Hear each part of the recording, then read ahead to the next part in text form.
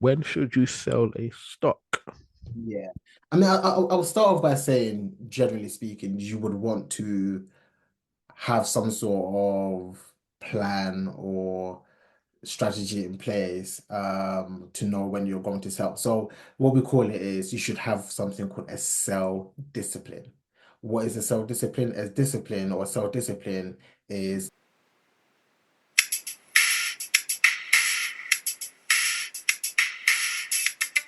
Hello and welcome to the Woke Finance Podcast, the podcast discussing all things finance and all things finance related. It's your boy Peter and I'm my co-host, my bro Jax. How are you today? yes, Peter. I'm doing fantastically well. I'm doing very, very well. The sun is absolutely shining. We've had a great start to summer. Technically, it's not summer yet, but basically it is. We're in June. And of course, as you would know, I have made a huge decision in my career to take a bit of a career break. So, yep, I was able to leave my current employment for which I was with a company for 6 years, 2019 to 2025. And I've started to basically I'm at home now. I'm basically self-employed now, which also means that I have actually sold a handful of my stocks for cash. So that's where I'm at today. Wow, wow, wow, wow. First of all, I'm gonna say a nice congratulations. I love it when I hear of people taking a career break because usually when they do, and I know this is for yourself, it's usually at a time where it's much needed. It's a good time to focus your mind on other things, reset your body as well. So no, really good, man. I mean, you said you made a decision.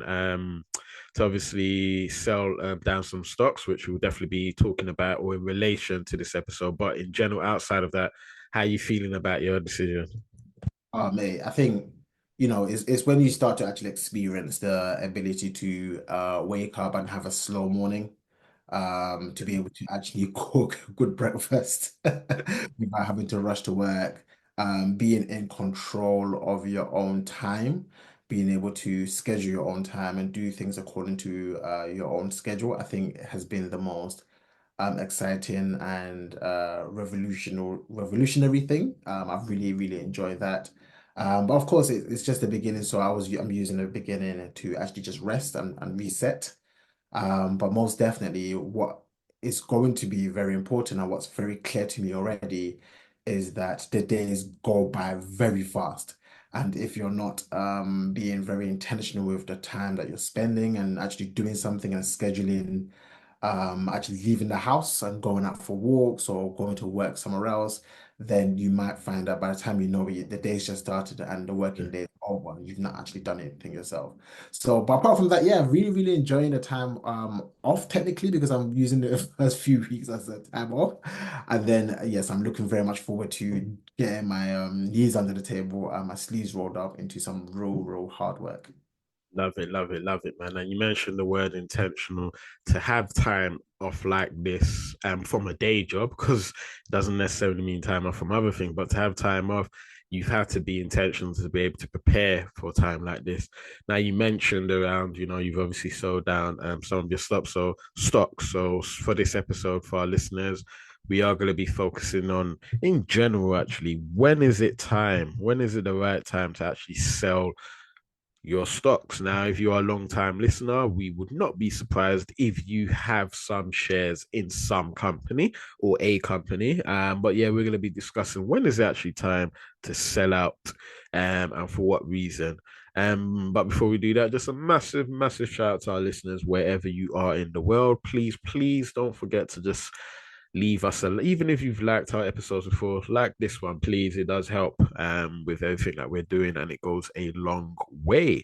So that's your way of just saying thank you for the very fact you're listening to this episode. Hopefully it's of value. So if you just want to say thank you, leave a like. If you can go a bit further and spend a minute leaving a comment, brilliant. And if you're not subscribed to whatever platform you're listening to, please subscribe to this particular podcast. Thank you and God bless. Now, Jax, first of all, as I said, we're going to be discussing when is it time to sell stocks essentially. So first of all, very quickly, as I said, our long-time listeners will know, But very quickly, what are stocks? And yeah, what are stocks? Yeah, so essentially stocks, another terminology for it is shares, is where you become an investor and you use your capital to buy shares in public businesses. By public businesses, these are often big companies that satisfy a certain criteria, and for that reason, they do something called list on the stock exchange. All that really means is the everyday person and big businesses and institutions and pension funds, they are able to buy shares in these public businesses. When you buy shares in these public businesses, you now own the stocks. Love it, mate. Perfect sense. Perfect sense. And usually, you obviously, as you said, when you buy shares in these public businesses, you now own a stock. So hopefully it's a bit self-explanatory, but I will still ask the question. So what does it actually mean to sell the stock? Yeah, great question. So, yes, once you own the stock can go up in value. If the company is a mature company, some of these companies pay what we call a dividend, which is basically just a cash flow into your bank account for being a part owner of that business. But then, you can make a decision that you want to sell the stock, right? And when we sell the stock, essentially what we're doing is we are turning the stock position into cash. So if you have, let's say, $100 or pounds worth of Apple shares and you decide to sell those shares, then essentially you turn the shares into cash and it just remains as cash in your portfolio. So that's what selling is. It's just turning your shares or stock into cash. Love it, love it, love it. And you use the term part owner when you actually own stock. So, and just to be very clear and do correct me if I'm wrong, when you actually buy stocks, you do literally, because I think sometimes people might hear this and they don't actually believe it, but you literally become a part owner of that business. Yeah, so buying stocks is not buying a lottery ticket. Mm, It's not just buying some random digital gaming kind of thing where you just hope that it goes up in value. No, technically when you buy a stock, what you're really doing is you are becoming a part owner of a business, mm, public business. These businesses, the owners of these businesses are what we call shareholders. They are the ultimate business owners. And then they'll have something called a board of directors, senior management, but all these other workers I've just described, their main aim, generally speaking, is to increase the value of the business for the shareholders. And by buying shares, you become one of those shareholders. Now, of course, there are many shareholders for most companies.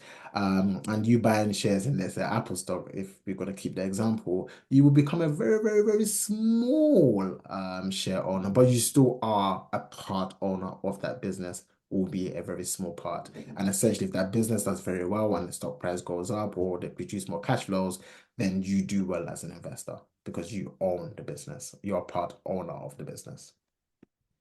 when it comes to selling stocks, there's a popular quote, sell in May and go away. What does this mean? Yeah. So selling May and go away is a very common phrase in the stock market amongst particularly retail investors.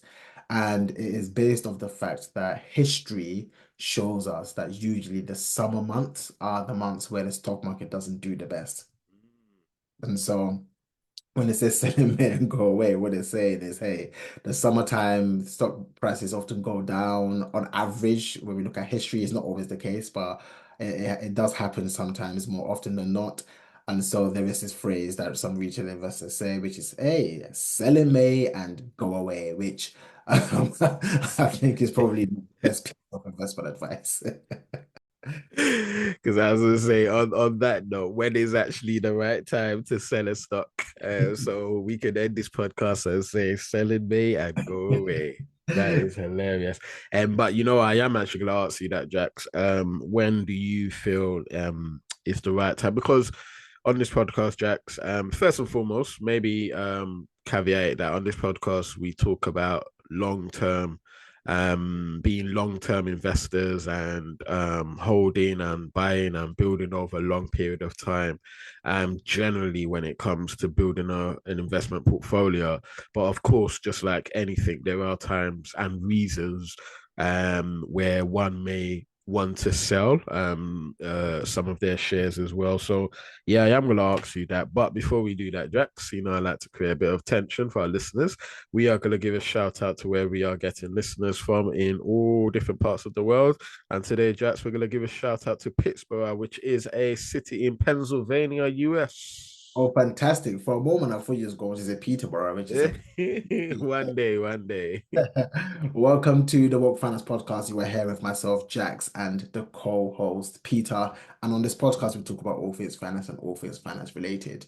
If you want to know more about what we do, because we are more than a podcast, you can head over to www.wokefinance.co.uk. That's www.wokefinance.co.uk. And if you want to engage with us on social media, we are on different platforms. We are on Instagram. We are on TikTok and we are also on LinkedIn. So if you search for the Woke Finance team or search for Woke Finance, you will be sure to find us. So welcome to the episode. I hope you were enjoying and gaining tons of value. Come on, come on, come on, a shout out to our listeners there and all over the world. Now, Jax, we've just spoken about the quote, selling may and go away. Now, on the Woke Finance podcast, if anyone listens to our episode, we're more closer to buy in May, June, July, and every month and go away, and build up over a long term. So, but as we've just, tired this episode in terms of when's the right time, or when is someone should sell stocks, I guess the question to you, Jax, is when should you sell a stock? Yeah. I mean, I'll start off by saying, generally speaking, you would want to have some sort of plan or strategy in place to know when you're going to sell. So what we call it is you should have something called a sell discipline. What is a sell discipline? A discipline or sell discipline is a rule, a structure that you have in place already to say what will make you sell, right? So the moment you are buying that stock, you have to ask yourself, what would actually then make me sell this stock? That is what we call a sell discipline. Now, people have different sell disciplines. For most people that work in the industry of asset management, a sell discipline is often based on a few things. So I'll mention two. One is based on valuation. Mm. Valuation basically means is if you believe that the stock price is way too high, and that presents an opportunity for you to crystallize your profits and to move your money elsewhere. That is something that some investors, that's not for everybody, by the way, because again, we generally believe if you're investing, ideally, you want to invest for the very long term, and valuations probably, yes, they do matter, but ideally, you want to just hold forever. Warren Buffett said his favorite time frame for investing is forever, and I like that. But yes, if you are someone who's a bit more of an active investor, then often you will have a sell discipline. And a lot of the time, that sell discipline is based off valuation. Another piece of self-discipline often is if your thesis changes, and that's really important. What is the thesis? When you are buying a stock, I encourage people to really write out just a one-page document of why you are buying that stock, what makes you attracted to that business. And it could be something like, hey, look, I really and truly believe in the management team.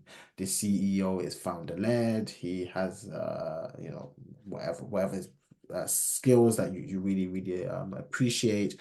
And that is one of the reasons why you are willing to exchange your cash for a stock. So that is another piece of self-discipline. If that manager decides to step down or that CEO decides to step down, that could be part of your self-discipline. And so yes, that is number one. One of the reasons why you would want to sell a stock potentially is because it has actually hit your self-discipline, and for that reason, you're willing to exchange it for cash and maybe invest somewhere else. I'm loving that. And immediately after hearing all of this again, it's probably just a reminder to make sure that when you do own these companies, you're actually following what's going on. Because again, as you said, your feces might have changed, if that makes sense. Absolutely, absolutely. So, earlier on, we made it very clear that if you are buying shares in a business, you are becoming a part owner of that business, and that's how you should really behave. If you are a part owner of that business, you should be following that business. You should be at least listening to the quarterly earnings calls to see what's happening. Um, A lot of these businesses will have something called investor days and stuff like that. They will just give you an update as to what's going on.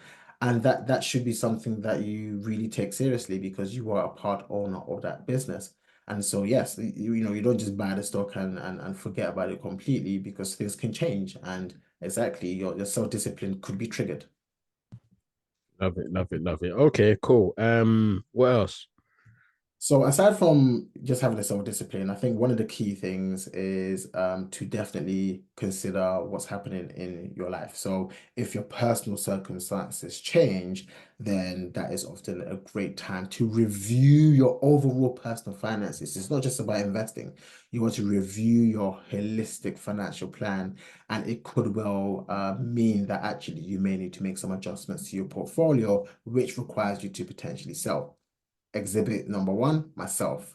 So earlier on in this episode, I mentioned the fact that I had sold a handful of stocks. Is that what I generally want to do? No, because when I buy stocks, ideally my time frame is forever. That's what I would ideally want. I never ever want to sell stocks. I want to be a part owner of the greatest businesses forever and to even pass them on to my future children, right?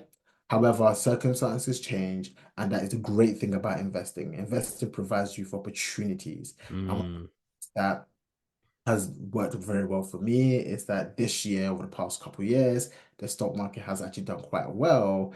And because my personal circumstances changed, now that I'm deciding to go self-employed for a period of time at least, it also means that I need a bit more financial security. And in other words, I need less volatility in my existing savings and investments. And for that reason, I have decided to make an adjustment to the strategic style of my portfolio, which just really means crystallizing some of those profits and turning them into cash for mm, a period of time. And if my circumstances change again, and I am now receiving more consistent cash flows like I was when I was employed, then it affords the ability to take on more risk. And this goes back down to a similar concept for number one, which is a lot of these things are well defined before they happen.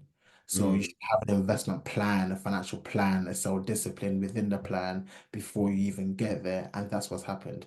So number two, yes, absolutely. If your personal circumstances change, if you need some liquidity, let's say you have a brand new child or you want to buy a house, right?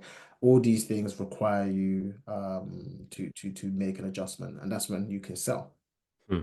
I love how you said brand new child like it's a product still. But anyway,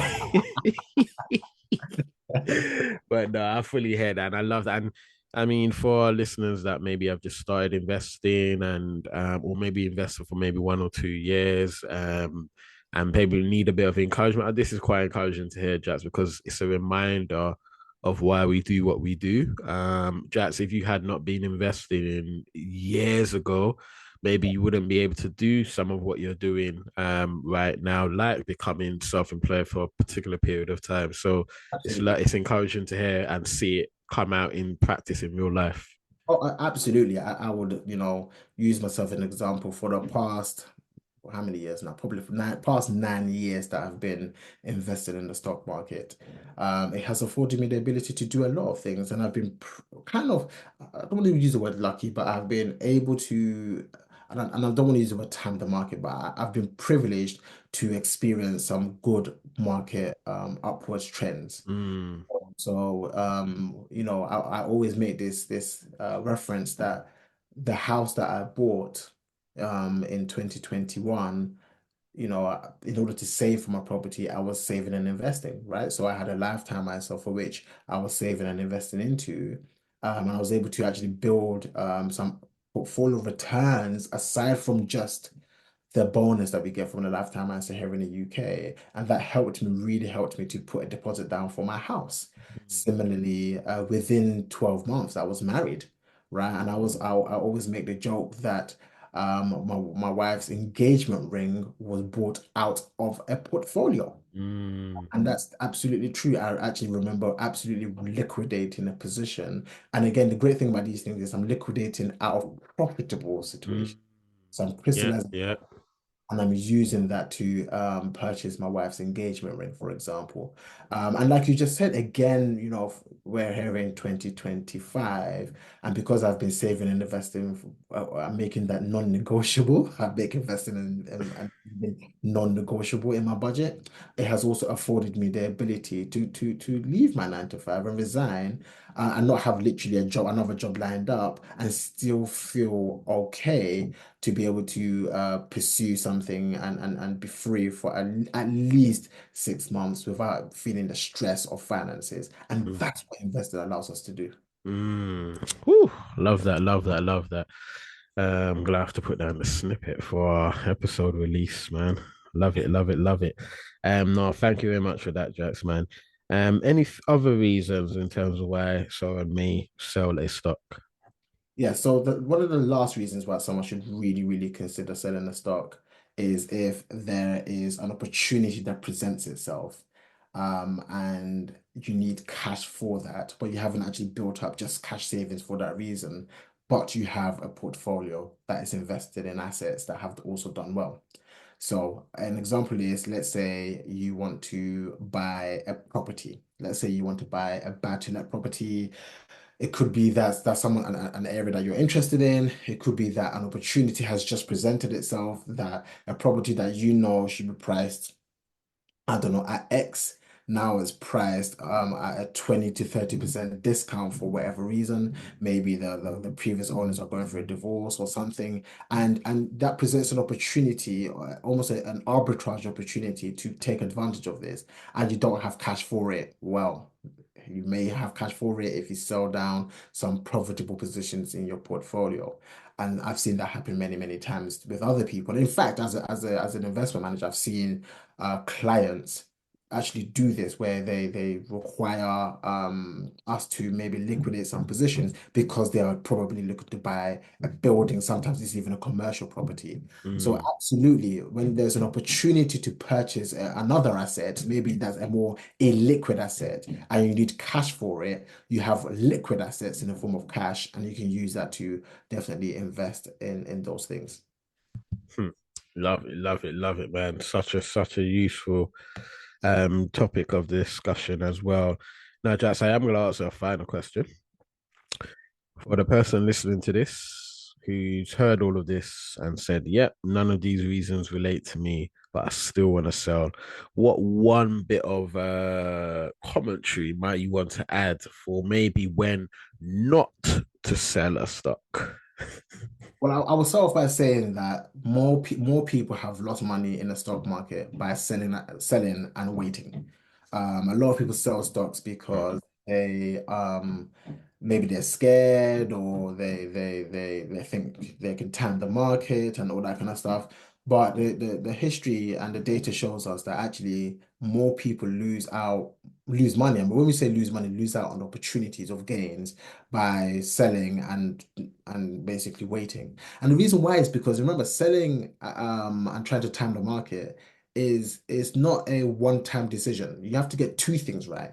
First of all, you need to get the timing of the sale right, which is you're selling because you might sell too prematurely. So you might sell at the beginning of the year, but at the end of the year, the whole stock market is up 25%, and you've lost out on 25% gain, right? So the first decision is actually when to sell, but the second one is even probably harder, which is when do you get back in, Mm, right? And nobody has a crystal ball. Nobody knows when to actually get back in. No one knows what's going to happen next. And so if you actually don't have a self-discipline, if you're not selling to crystallize because you have a personal circumstance that's changed, or you're not selling to take advantage of another opportunity, then the chances are the decision you're making is actually going to end up in an economic loss rather than an economic gain. And so that's the piece of commentary I will put there, that actually selling doesn't really make sense unless you actually have a reason to sell, based on some of the three things that I've mentioned. hmm. And so many times, Jax, I've heard people that's gone down that route, sold for, let's to be blunt, wrong reasons, and then all of a sudden if they've made a loss. It's just kind of put them off investing in the future. And then Yeah. they kind of downgrade it and say, "Oh, I invested and I lost my money." Blah, blah, blah, blah. Well, look, a lot of people sell also out of fear. Yeah. And sometimes they're willing to crystallize losses because they think this time is going to be different. There's a stock market. Every single year, you have a bunch of investors and people predict a huge major stock market crash, right? And every single so, and so, look, I've been subject to this where I look at the stock market and the valuations seem very, very stretched. And I'll ask myself, I probably want to sell.